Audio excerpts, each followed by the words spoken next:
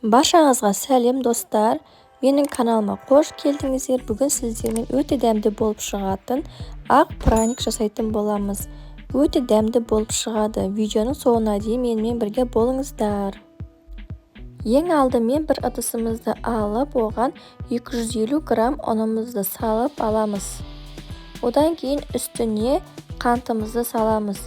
Қанша мөлшер екенін видеоның астына жазып кететін боламын.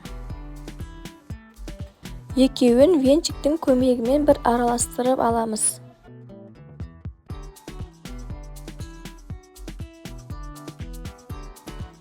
Содан кейін қайнап тұрған ыстық сүтімізді құйып, жақсылап араластырамыз. Бір келгі болғанша. Егер де сіз жаңа көрермен болсаңыз, маған тіркеліп, лайк басып, комментарий бөліміне өз пікіріңізді қалдырып кетіңіз. Біздің қазақша контентімізді қолдаңыздар. Осылай мен сияқты бір келгі болғанша араластырып алыңыздар.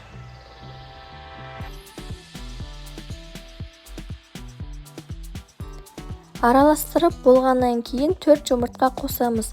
4 жұмыртқаның 2 жұмыртқасының ағын бөлек ыдысқа салып дайындап қоямыз. Оған қазір бетін крем жасау үшін қойып қоямыз. Жұмыртқамызды салып, жақсылап араластырып аламыз.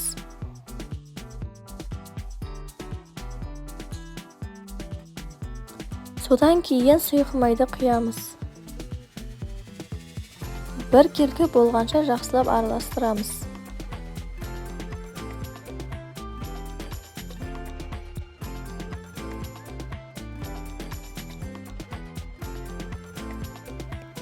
Енді 1000 граммдық ұнымызды дайындап алып, үстіне 25 грамм разрыхителімізді қосып араластырып аламыз.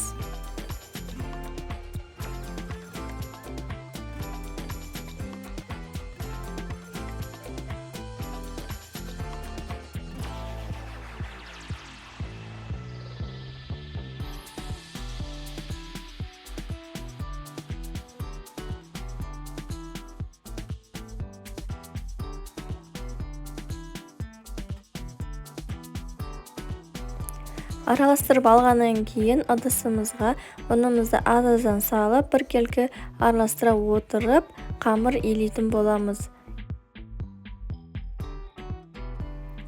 Барлық ұнымызды салып болғаннан кейін қолымызбен жұмсақ қамыр илейтін боламыз. Міне осындай жұмсақ қамыр илеп алдық. Енді бұны 4-5 бөлікке бөліп алып, қамырымызды жаямыз. Қатты жұқа қылып жаймаймыз, орташа жұқалықта жаятын боламыз. Осылай жайып аламыз. Жайып алғаннан кейін бір стакан, ел болмаса кесенің көмегімен домалақтап кесіп шығатын боламыз. Осылай кесіп аламыз. Қалған қамырын қайтадан біріктіріп, қайтадан жайып жасай бересіздер.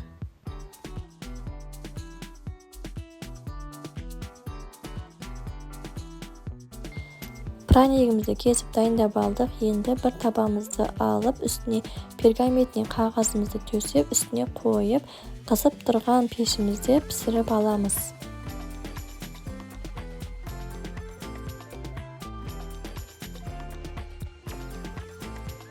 Осылай праниктеріміз көтеріліп, әдемі болып, қызарып пісетін болады.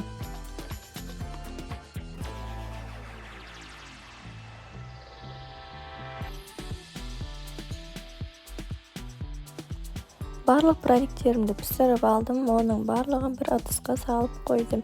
Енді оның бетіне жағатын глазурын жасайтын боламыз. Ол үшін 2 жұмыртқаның ағын саламыз. Одан кейін қантымызды салып, жақсылап миксерлейтін боламыз. Әппақ болғанша. Басында араластырғанда баяу араластырып, одан кейін қатты қылып көтеріп араластыратын боламыз.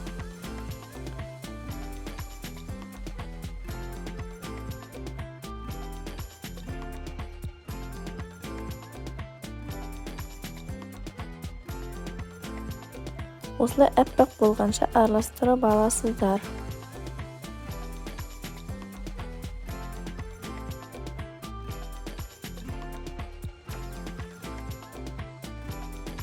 Міне глазурымыз дайын болды. Осылай қою, әдемі болып жылтырап тұратын болады. Енді бұны праниктерімізге щетканың көмегімен жағамыз.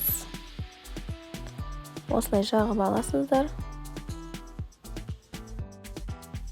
Осылай барлығын жағып алғаннан кейін беті кепкенше қойып қоясыздар. Или тезірек кепкенін қаласаңыздар, пешке бір салып алыңыздар 2-3 минутқа. Қызып тұрған 100 градус пешімізге салып аласыздар.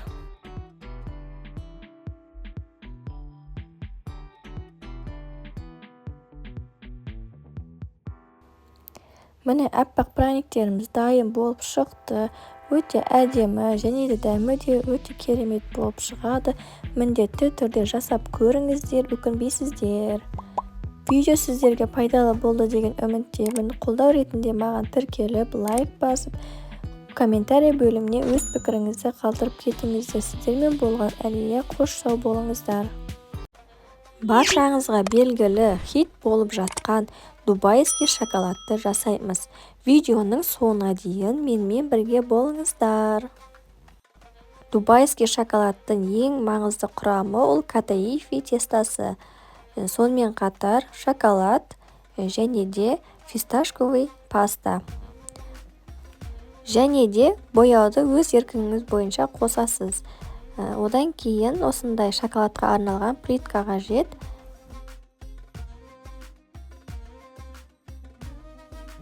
Мендегі катаифи теста дайын қуырылған түрі. Егерде сіздерде қуырылмаған болса, оны майдалап турап, сковородкаларыңызды қыздырып, сары майды салып, ерітіп, соған қуырып аласыздар, қызартып. Егерде сіздерде катаифи теста осындай дайын қуырылған түрі болса, осылай майдалап үгітіп аласыздар.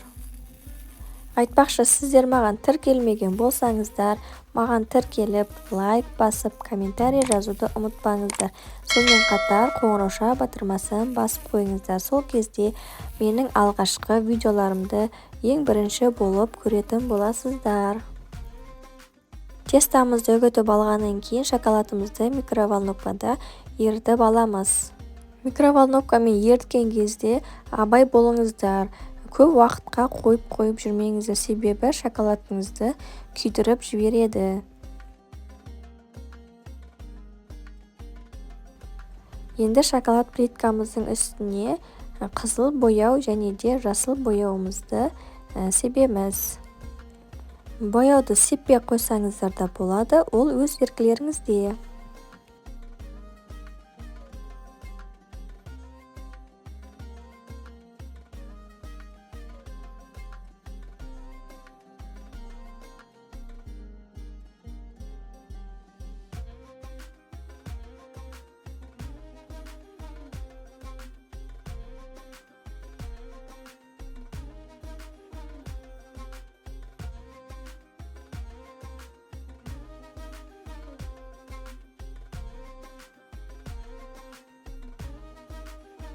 Енді ерітіп алған шоколадымызды үстіне біркелкі етіп құйып шығамыз. Және де жан-жағына дейін жағамыз.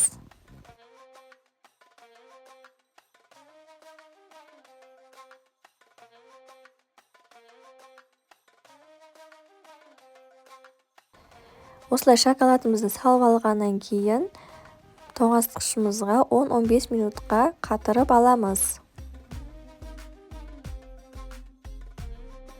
Енді катаифи тестамыздың үстіне фисташковый пастамыздың 100 грамын салып, жақсылап араластырамыз.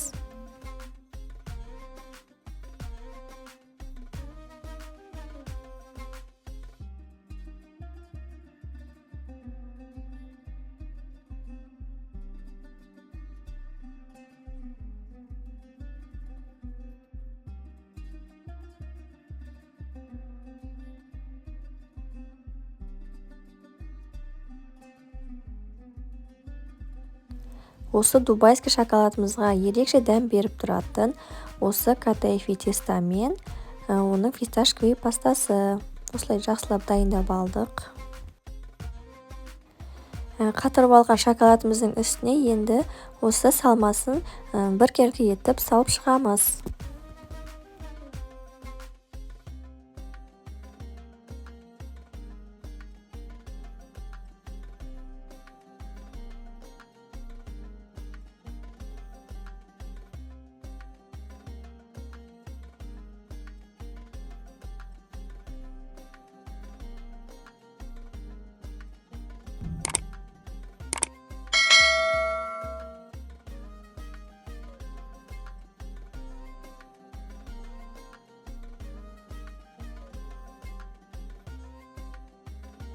Біркелкі етіп салып алғаннан кейін шоколадымызды ерітіп үстінен оны да құйып шығамыз.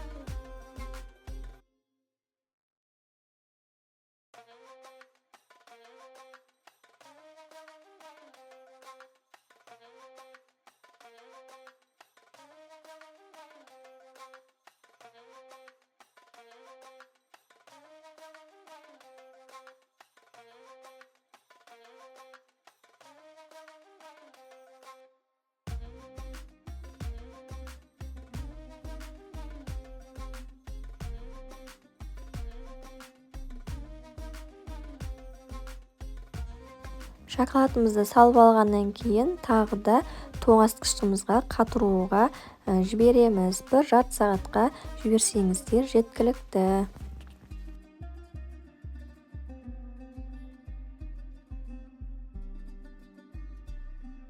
Мінеки хит болған дубайский шоколадымыз да дайын болды. Енді плиткасынан шығарамыз.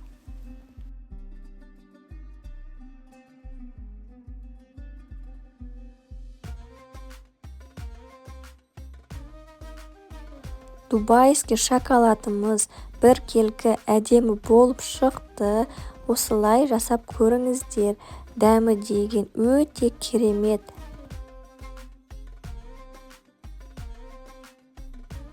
Қазір сіздерге ортасын кесіп көрсетейін. Кәдімгідей қытырлап тұр. Мінеки ортасындағы салмасы да өте күшті болып шыққан. Дәмінен де айта алмайым, прям күшті. Міндетті түрде жасап көріңіздер. Видео сіздерге пайдалы болса, маған лайк басып, комментарий жазуды ұмытпаңыздар. Және де сіздер дубайский шоколадтың дәмін татып көрсеңіздер, комментарияға ұнаған, ұнамағанын жаза кетіңіздер. Менің арнама тіркелуді ұмытпаңыздар. Менің арнамнан көптеген рецепттердің түрлерін таба аласыздар. Сіздермен болған Әлия, қош сау болыңыздар.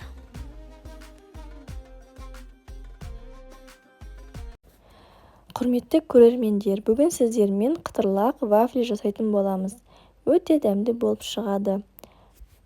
Бізге керекті заттар: 5 жұмыртқа, қант, ұн және жұмсақ сары май қажет болады.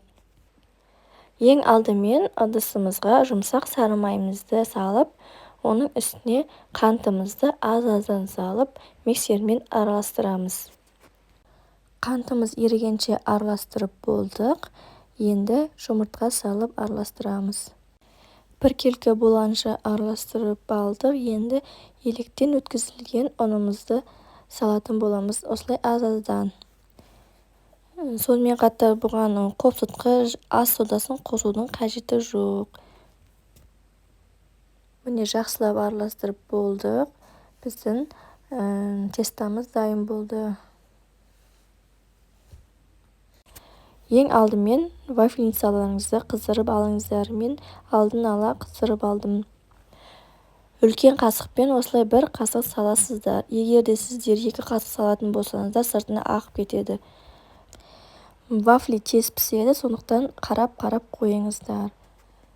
Міне вафлиміз қызарып пісті. Енді бұны орайтын боламыз. Осылай орап алсаңыздар болады. Vafliді ыстық күйінде тезірек орап алыңыздар, себебі ол тезірек қататын болады.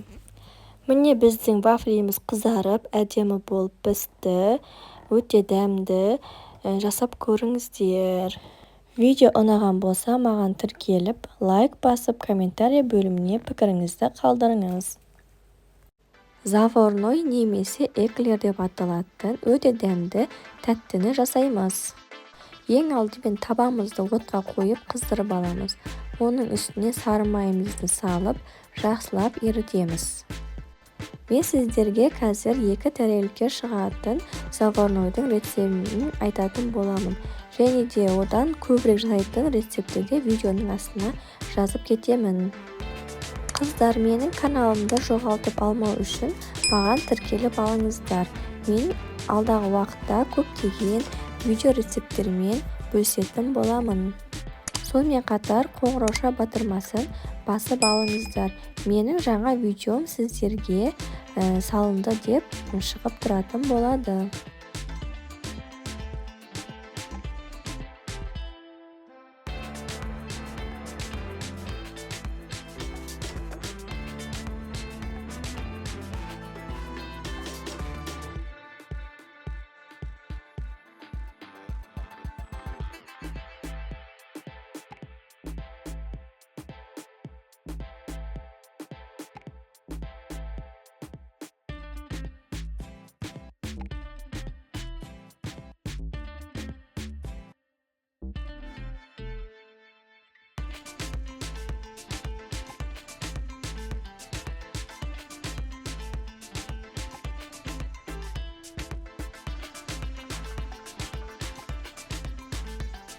Сары майымыз толығымен еріп болды. Енді үстінен 1 кесе ыстық суымызды құямыз.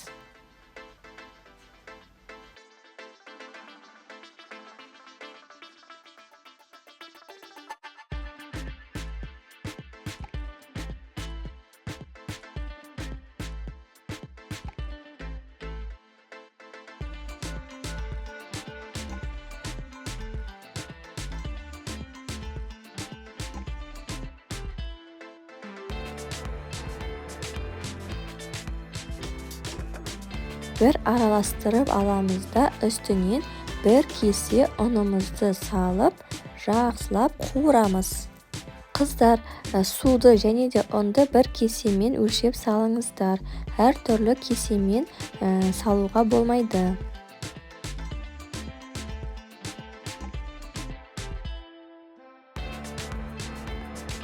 Осылай ұнымыздың барлығын салып аламыз да 7 минуттың көлемінде жақсылап қуырып аламыз. Майымыз, ұнымыз, суымыз барлығы бір-біріне бірігуі қажет. Тоқтамай араластырып отырамыз. Егер де сіздер араластырмай қалсаңыздар, асты жабысып қалуы мүмкін. 5 немесе 7 минут арасында қуырып аламыз. Одан аз немесе одан көп қуыруға болмайды. Себебі тестамызды құртып алуымыз мүмкін.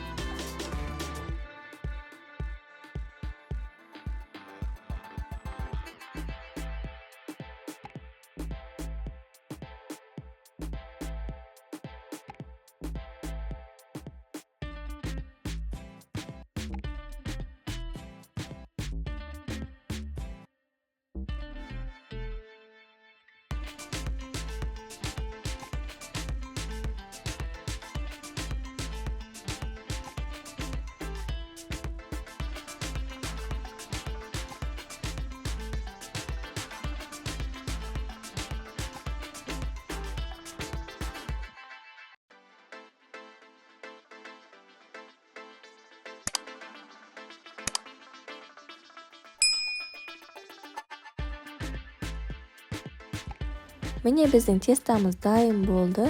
Дәл осылай болуы қажет. Бұл тестамызды енді бір басқа ыдысымызға салып, жақсылап суығанын күтеміз. Себебі қазір ыстықтай үстіне жұмыртқаны жаратын болсақ, жұмыртқамыз пісіп кететін болады. Міне менің тестам толығымен суып болды. Енді үстінен 5 жұмыртқамызды жарып аламыз.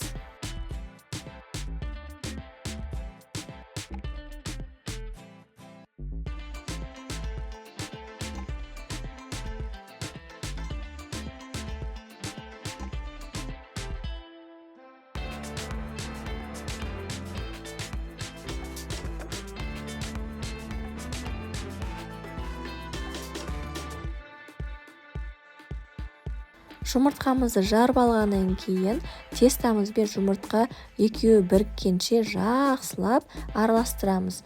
Және де түйіршік болып қалмауы қажет. Біркелкі теста шығаруымыз керек.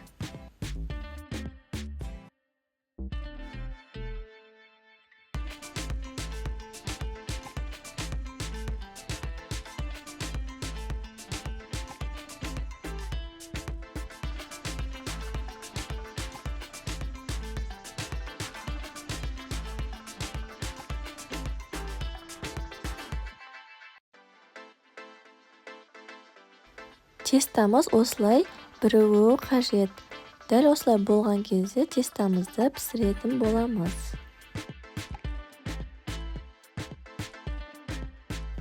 Табамызды жұқалап сұйық маймен майлап аламыз. Одан кейін тестамызды осылай қасықпен салып шығамыз. Или болмаса қазір екінші түрін көрсететін боламын.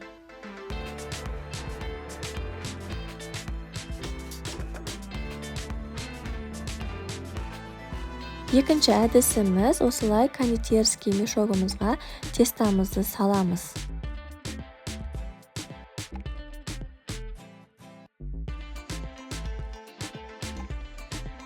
Осылай кондитерский мешогымыздың басын кесіп, тестамызды құямыз. Өте ыңғайлы болады. Заварнойымызды қызып тұрған пешімізде пісіріп алдық. Түсі осындай болып шығады. Барлығын бір ыдысымызға салып аламыз. Заварнойымыздың ішіне крем жасап, крем құюға да болады. Немесе үстіне сгущенкамызды құюға да болады. Өте дәмді болып шығады.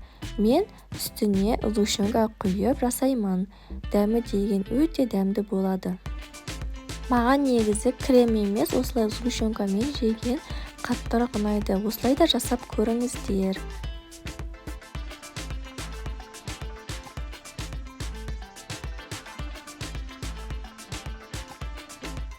Үстіне әсемдік үшін мак себуге болады.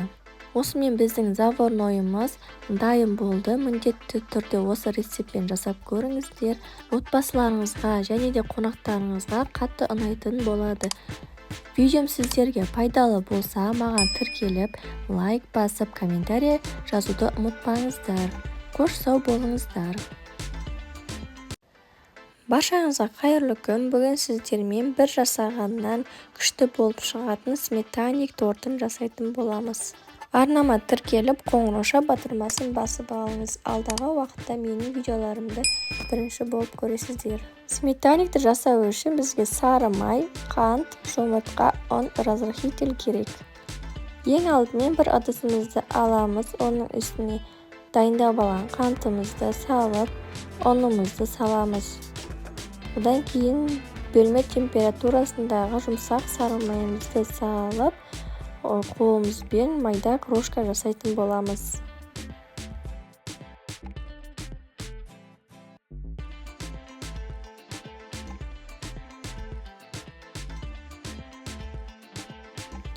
Крошкамызды жасап жатқан кезде үстіне разрыхителімізді қосып, араластырып жасайтын боламыз.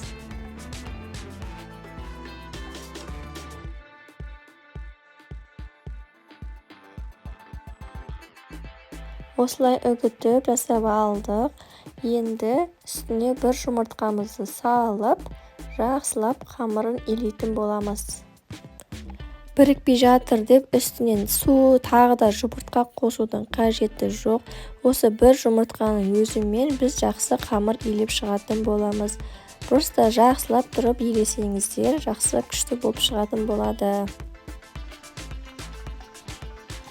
Мінекей қамырымызды илеп алдық. Енді бұны бір салафанға салып, холодильникке бір жарты сағатқа қойып қоясыздар.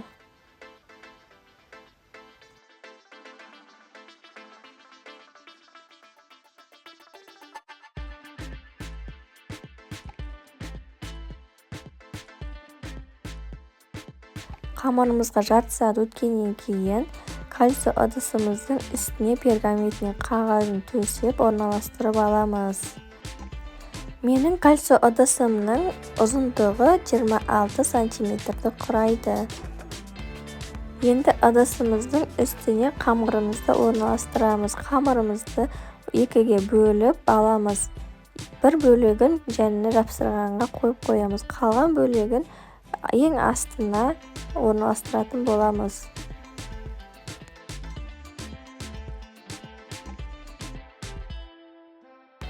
Қамырыңызды бір тегіс қылдырып орналастырыңыз.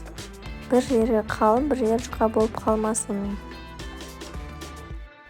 Айтпақшы, сіз жаңа көрермен болсаңыз, маған тіркеліп, қоңырауша батырмасын басып алыңыз. Алдағы уақытта менің алғашқы видеоларымды бірінші болып көріп отырасыз.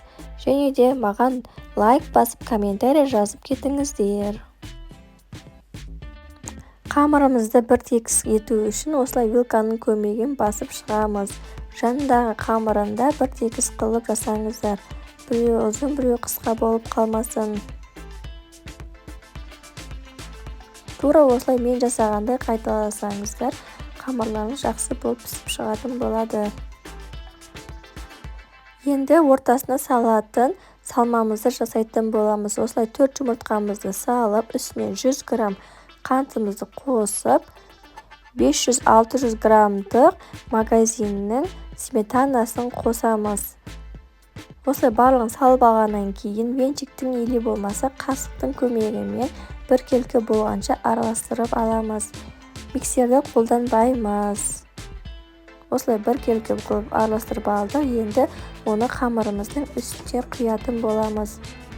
Енді қызып тұрған 180 градустағы пешімізге салып пісіретін боламыз. Сметанеміздің піскен-піспегенін білу үшін 30-40 минут ішінде пісіп шығу керек. Сол себепте арасында бір тексеріп алыңыздар. Шетіндегі қамырлары осылай қызарып піскен болса, біздің сметанеміз пісті деген сөз. Сол кезде шығарып, оны толығымен суығанша суытып қоясыздар. Шетіндегі ыдысын шығармайсыздар. Толығымен суығаннан кейін ғана осылай босатып аласыздар. Менде уже толығымен суып қойған, сол үшін де мен уже босатып жатырмын жанындағы ыдысын. Міне біздің сметанеміз пісіп шықты. Бір жасағаннан әдемі болып шығады. Міндетті түрде осы рецептпен жасап көріңіздер. Келген қонақтарыңыз, отбасыларыңыз сүйсініп тұрып жейтін болады. Және де бұл торт өте оңай жасалады, көп шығын кетпейді. Видеом сіздерге пайдалы болған болса, маған тіркеліп, лайк басып, комментария бөліміне өз пікіріңізді қалдырып кетіңіз. Және де өз достарыңызбен поделиться батырмасын басып, таратып, бөлісіп қойыңыздар. Сонымен қатар қоңырауша батырмасын басып қойыңыз. Алдағы уақытта көптеген жаңа видеоларды ең алғашқы болып көріп отырасыз. Менің арнам өте пайдалы, сол үшін де тіркеліп қойыңыз. Сіздермен болған Әлия, келесі видеода кездескенше. Баршаңызға қайырлы күн. Бүгін сіздермен муравейник жасайтын боламыз. Менің каналыма тіркеліп алыңыздар. Басқа да рецепттерді жоғалтып алмау үшін. Муравейниктің қамырын жасау үшін бізге 3 жұмыртқа қажет. Оның үстіне қант салып, венчикпен араластырамыз. Араластырып болғаннан кейін, оның үстіне қолдың айранын құямыз. Егер сіздерде айран болмаса, магазиндегі 15-20% сметананы қолдануға болады. Жақсылап араластырып алғаннан кейін енді бөлме температурасындағы сары майымызды салып жақсылап араластырамыз. Араластырып болғаннан кейін ұнымызды салып илейміз. Және де 1 шай қасық ас содасын салыңыздар. Енді жұмсақ етіп қамыр илейтін боламыз. Міне қамырымызды илеп алдық. Осылай жұмсақ болу керек. Енді бұл қамырды 5-6 бөлікке бөлеміз. Осылай бөліп алыңыздар. Бөліп болғаннан кейін осылай сопақша етеміз де үстіне ұн сеуіп, салафанымызға кезек-кезек орналастырып, морозильникке 1-2 сағатқа қатыруға жібереміз. Және де қамырды 1 аптаға сақтасаңыздар болады, алдын ала жасап қойып. Қамырымыз дайын болды. Енді оны теркадан осылай өткізесіздер. Или болмаса мясорубкадан өткізсеңіздер болады. Осылай қызартып пісіріп аласыздар. Және де бұның уақыты жоқ, бұл тез пісіп кетеді, сондықтан қарап отырыңыз, өйткені әркімнің пеші әртүрлі болады. Піскен муравейниктерді осылай ыдысқа салып, қолмен былай үгітіп аласыздар. Міне осылай қызартып пісіріп аласыздар. Енді кремін жасайтын боламыз. Ол үшін бізге қою вареный сгущенка және де ерітілген сары май қажет болады. Екеуін миксермен жақсылап араластырып аламыз. Енді осы кремнің үстіне дайындап алған муравейнигімізді салып, жақсылап араластыратын боламыз. Біздің муравейнигіміз дайын болды. Енді бұны формаға келтіретін боламыз. Ол үшін бізге осындай стакан қажет және салафан. Салафанды стаканның ішіне салып, муравейникті осының ішіне саламыз. Осылай әдемі форма болып шығатын болады.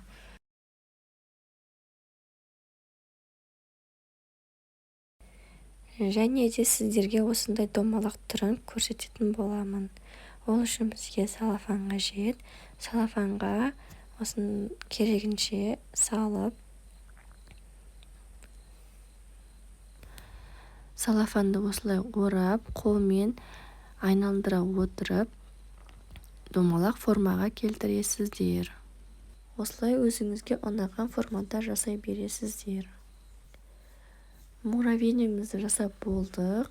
Өте дәмді болады. Жасап көріңіздер. Маған тіркеліп, лайк басуды ұмытпаңыздар. Баршаңызға сәлем оқырмандар. Бүгін өте дәмді болып шығатын муравейник жасайтын боламыз. Видеоның соңына дейін менімен бірге болыңыздар. Өте дәмді болып шығады. Және де тез жасалатын муравейник. Мен қамырын дайындап илеп қойдым. Сіздерге қазір рецепт жаза кетемін. Осылай қамырын илеп алғаннан кейін морозильникке қатырып алғам. Сол қатырып алған қамырымды осылай теркадан өткізіп дайындап аламыз да, қызып тұрған пешімізде 200-250 градуста қызарғанша пісіріп аламыз. Муравейнигіміз осылай қызарып пісіп шығады.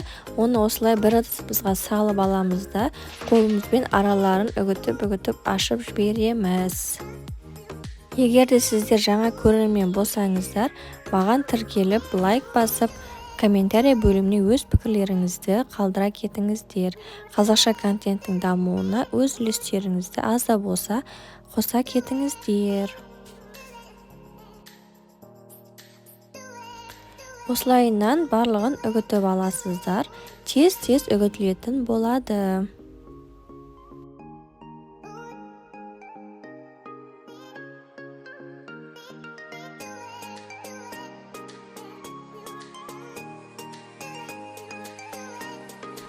Одан кейін үстінен сгущенкамызды құямыз. Құйып алғаннан кейін жақсылап барлығын біркелкі болғанша араластырып аламыз.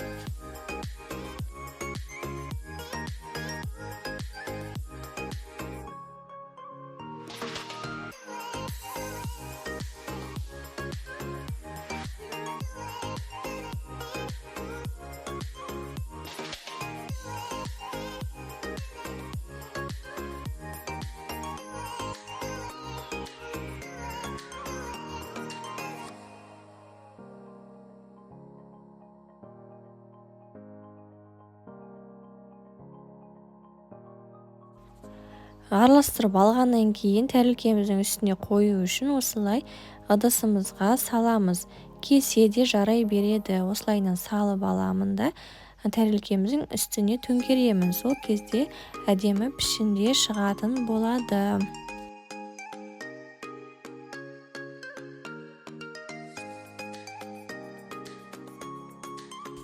Осылайынан төңкеріп қоя бересіздер.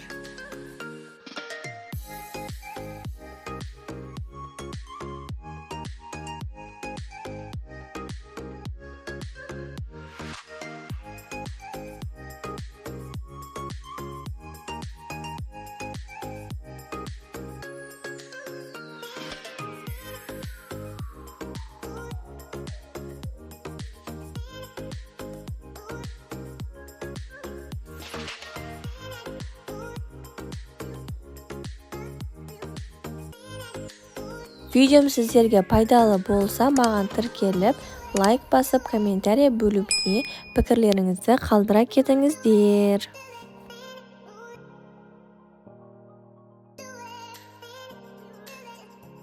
Осымен біздің муравейник тортымыз дайын болды. Өте дәмді болып шығады. Міндетті түрде жасап көріңіздер. Әсемдігі үшін үстіне шоколад құюға да болады, немесе сахарный пудра, мак сепсеңіздер де болады. Қош сау болыңыздар. Баршаңызға қайырлы күн достар. Бүгін сіздермен өте дәмді және де жұмсақ болып шығатын вафли түрін жасайтын боламыз. Видеоның соңына дейін менімен бірге болыңыздар. Ең алдымен каналыма тіркеліп, лайк басып, қоңырауша батырмасын басып қойыңыздар. Қоңырауша батырмасын басып қойсаңыздар, менің жаңа видеоларымды ең бірінші болып көресіздер. Вафлидің қамырын жасау үшін ең алдымен ыдысымызға 2 жұмыртқамызды жарып алып, үстінен қантымызды салып, екеуін жақсылап араластырамыз. Бір келгі болғанша араластырып аласыздар. Одан кейін үстінен бөлме температурасындағы сүтімізді құямыз. Және де ерітіп алған сары майымызды құйып, барлығын жақсылап араластырамыз.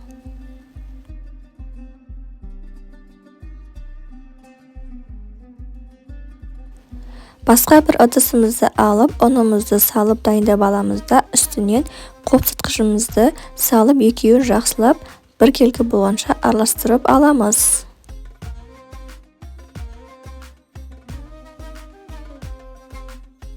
Енді сұйық массамыздың үстіне ұнымызды 2 бөле отырып, араластырып аласыздар. Бір келгі болғанша түйіршіктер қалып қалмасын. Оқырмандар, сіздер егерде жаңа көрермен болсаңыздар, маған тіркеліп, лайк басып, комментарий жазып кетіңіздер. Қазақша контенттің дамуына өз үлестеріңізді аз да болса қоса кетсеңіздер екен.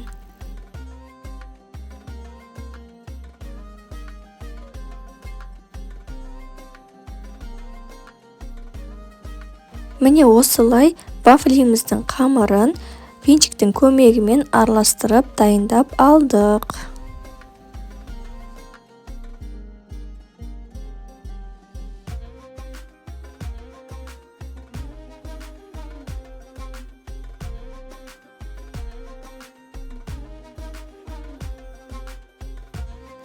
Вафлиміздің сұйық массасы осылай болуы қажет, бір келгі және де осындай сұйықтықта болуы қажет.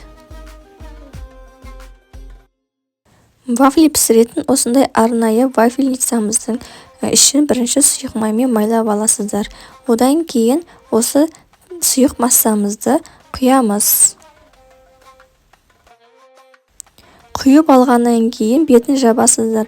Бетін жапқаннан кейін сразу ашып тастамаңыздар. Кішкене өзі қалпында қызарып пісуі қажет. Әйтпесе ортасы жыртылып кетеді. Міне вафлиміз осылай қызарып пісіп шығатын болады. Оны бір ыдысымызға алып салып қоямыз.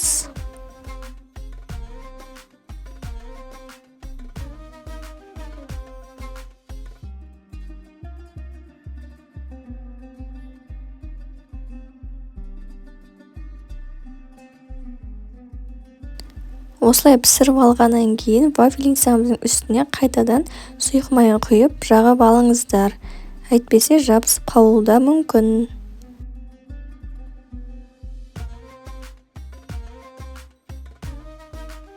Сұйық майын жағып алғаннан кейін қайтадан сұйық массамызды құямыз. Тағы да бір ескерте кетейін, сұйық массамызды салғаннан кейін ашып тастамаңыздар қайта-қайта. Кішкене өзі қызарып біткенше ұстайсыздар. Одан кейін бірақ ашасыздар. Сол кезде әдемі болып пісетін болады. Мінекей вафлим да пісіп шықты. Мендегі рецептпен 8 штук вафли шықты. Осы рецептпен міндетті түрде жасап көріңіздер. Үйдегі бар қолжетімді заттармен жасалады. Және де таңғы асқа вафли жасап берсеңіздер, балаларыңыз сүйсініп тұрып жеп қоятын болады.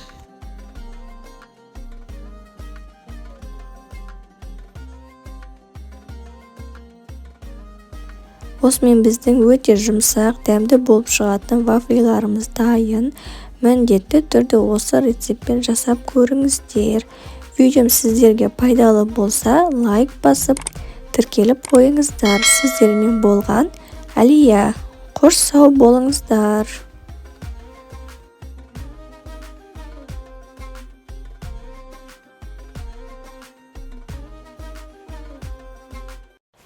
Қайырлы кеш достар. Бүгін сіздермен үй жағдайында барлық тәттісін жасайтын боламыз. Видеоның соңына дейін менімен бірге болыңыздар. Ең алдымен бір ыдысымызды алып, үстінен 5 жұмыртқамызды жарып аламыз. Достар, егер де сіздер жаңа көрермен болсаңыздар, маған тіркеліп, қоңырауша батырмасын басып алыңыздар. Сол кезде менің видеоларымды ең бірінші болып көріп отыратын боласыздар. 5 жұмыртқамды жарып алдым. Енді үстінен 200 грамм қантымызды саламыз. Жақсылап екеуін араластырамыз. Біркелкі болғанша. Миксердің қажеті жоқ, осылай венчиктің көмегімен араластыруға да болады.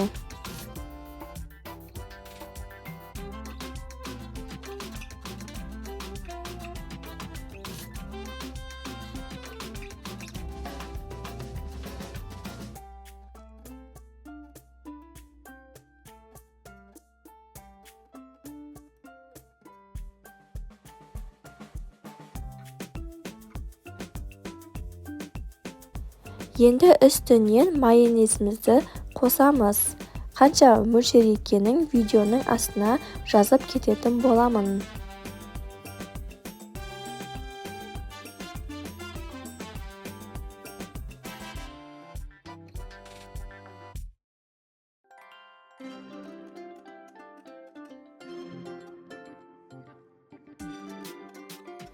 Одан кейін қопсытқышымызды саламыз.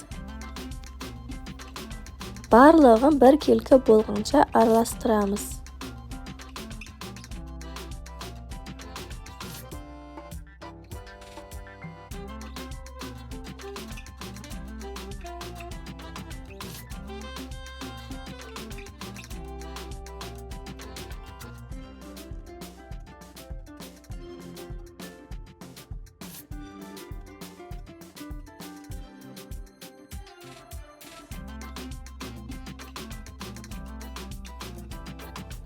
Жақсылап араластырып алғаннан кейін үстінен 250 грамм ұнымызды саламыз. Бұны да жақсылап біркелкі болғанша араластырып аламыз.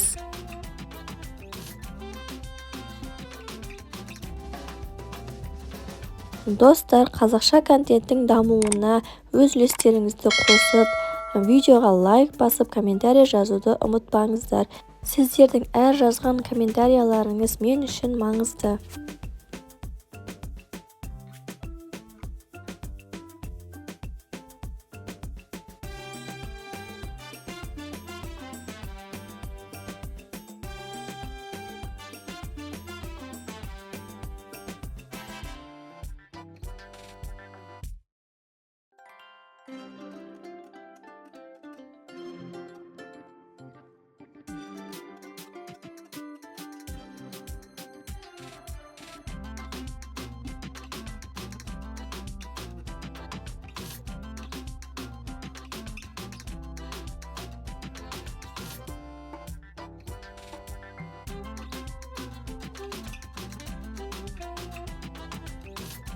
Мінеки біркелкі болғанша араластырып алдық. Тестамыз осындай сұйықтықта болуы қажет. Тестамызды осындай арнайы барнидің қалыбына саламыз. Бұл қалыпты қолданып келе жатқанымызға біраз жылдар болғандықтан жан-жағы күйіп кеткен болатын, ол жағына мән бермейміз. Осылай үлкен қасығымызбен 2 қасықтай салып шығамыз. Алдын ала қыздырып қойған пешімізге салып пісіреміз. Әркімнің пеші әртүрлі болғандықтан 250 градусқа қойып пісіріңіздер. Және де піскен-піспегенін ашып қарап отырсаңыздар болады.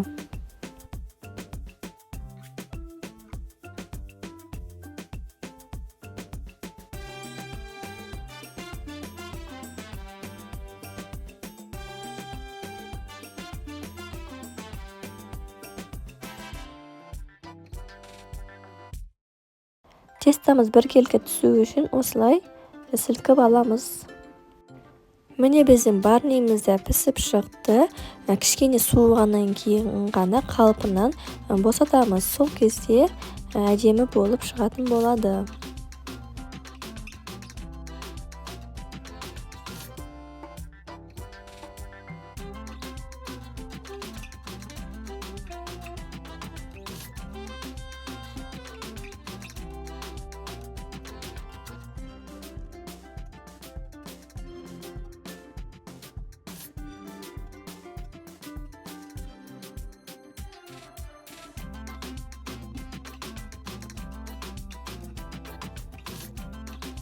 Достар, мінеки біздің үй жағдайына жасаған барнийіміз дайын болды. Міндетті түрде осы рецептпен жасап көріңіздер. Өте дәмді болып шығады. Балаларыңыз қуанып қалатын болады. Видеом сіздерге пайдалы болса, маған тіркеліп, лайк басып, комментарий жазуды ұмытпаңыздар. Қош сау болыңыздар.